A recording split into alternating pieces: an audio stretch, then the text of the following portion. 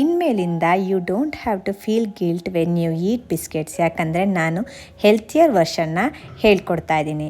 ಇದರಲ್ಲಿ refined sugar, ಮೈದಾ ಬದಲು nutritious millets, coconut ಶುಗರ್ನ use ಮಾಡ್ತಾ ಇದ್ದೀನಿ. ಮೊದಲಿಗೆ ಒಂದು ಬೌಲಲ್ಲಿ ಮಿಲ್ಕ್, ವೆನಿಲಾ ಎಕ್ಸ್ಟ್ರಾಕ್ಟ್, ಕೊಕೊನಟ್ ಶುಗರ್ನ ಹಾಕಬೇಕು. ಇನ್ನೊಂದು ಬೌಲಲ್ಲಿ ಡ್ರೈ ಇಂಗ್ರೀಡಿಯೆಂಟ್ಸ್ ಅಂದರೆ ಗೋಧಿ ಹಿಟ್ಟು, ಜೋಳದ ಹಿಟ್ಟು, ಕೋಕೋ ಪೌಡರ್, ಬೇಕಿಂಗ್ ಪೌಡರ್ನ ಹಾಕಿ ಸೀವ್ ಮಾಡಬೇಕು.